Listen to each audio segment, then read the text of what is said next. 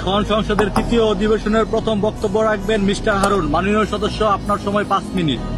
ধন্যবাদ মাননীয় স্পিকার। মাননীয় স্পিকার, আমি এইটা ভেবে অনেক গর্বিত যে আমি বাংলাদেশি। প্রকৃতির এই সবুজ শ্যামলে ভরা 6 ঋতু দিয়ে গড়া সুন্দর একটি দেশ, যার নাম বাংলাদেশ। কিন্তু অত্যন্ত দুঃখের সাথে বলতে হয়, এই অকালপক্ষ দেশে শান্তি, সম্মান, মানবতা, ন্যায় বিচার কোনোটাই নেই মাননীয় স্পিকার।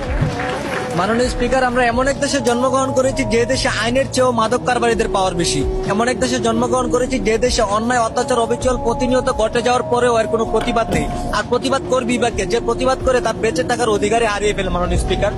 মাননীয় স্পিকার, আজ আমরা উন্নতিশীল জাপান থেকে প্রায় 200 বছর পিছিয়ে কেন জানেন? তারা সরকারের আদেশ অনুযায়ী প্রতিদিন 8 ঘন্টা ব্যক্তিগত ডিউটি করার পরেও নির্দিষ্ট 2 ঘন্টা দেশ এবং দেশের উন্নয়নের লক্ষ্যে কাজ করে থাকে মাননীয় স্পিকার। আর আমরা কাজের পাশাপাশি একে অপরের পিছনে আঙ্গুল ঠেকাতে ব্যস্ত থাকি, চুরি, ছিনতাই, খুন খারাপি করে নিজে বড়লোক হওয়ার চেষ্টা করি মাননীয় স্পিকার। মাননীয় স্পিকার, যে দেশের সাধারণ মানুষ বেঁচে থাকে আইনের উপর ভরসা করে, সে দেশের আইন বিক্রি হয় মোটা অঙ্কের টাকার কাছে। যে দেশের মা বোনেরা রাস্তায় হাঁটলে সম্মান নয় ধর্ষণ হয়, সে অভিশপ্ত দেশে কিভাবে আল্লাহর রহমত আসবে মাননীয় স্পিকার? দেশটা যেন আজ মাদক কারবারিদের হাতে, প্রতিটা এলাকা, প্রতিটা অঞ্চল আজ মাদক দ্বারা পরিপূর্ণ মাননীয় স্পিকার। আর মাদক হলো এমন একটা জিনিস যে খায় সে নিজেও ধ্বংস, এমনকি পাড়া প্রতিবেশীদেরকে অত্যাচার করে বেড়ায়, কারণ তাকে সবাই ভয় পায় মাননীয় স্পিকার। মাননীয় স্পিকার, যে দেশের শিক্ষার্থীরা দেশ ও জাতির উন্নয়নে 24 ঘন্টায় পড়াশোনায় মনোযোগ দেওয়ার কথা, সে দেশের শিক্ষার্থীরা প্রেমিক প্রেমিকা, গার্লফ্রেন্ড বয়ফ্রেন্ড নিয়ে পার্কে ঘুরে। এটার জন্য তাদের বাধ্যতামূলক হয়ে গেছে মাননীয় স্পিকার। যে দেশে স্কুল ড্রেস পরে শিক্ষার্থীরা ভালোবাসার মানুষ নিয়ে পার্কে জড়িয়ে ধরে বসে থাকে, বুকরা হিজাব পরে টিকটকে নাচানাচি করে, সেই জাতি কখনো দেশের উন্নয়নের আশা করতে পারে না মাননীয় স্পিকার। মাননীয় স্পিকার, আপনি সহ পুরো জাতির কাছে আমার একটাই আবেদন, ব্যক্তিগত নয়, দেশ উন্নয়নের চেষ্টা করুন। মারামারি, খুন খারাপি, চাঁদাবাজি, টেন্ডারবাজি বাদ দিয়ে আল্লাহর নৈকট্য লাভ করে দেশে শান্তি ফিরিয়ে আনুন। ধন্যবাদ মাননীয় স্পিকার।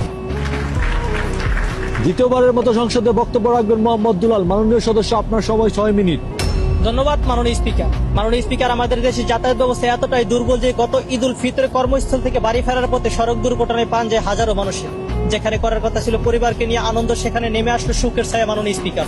মাননীয় স্পিকার, আমাদের দেশে সড়ক দুর্ঘটনায় যতগুলি মানুষের প্রাণ যায়, মনে হলে ইরান, আমেরিকা, ইসরায়েলের যুদ্ধ এতগুলি প্রাণ ঝরে মাননীয় স্পিকার।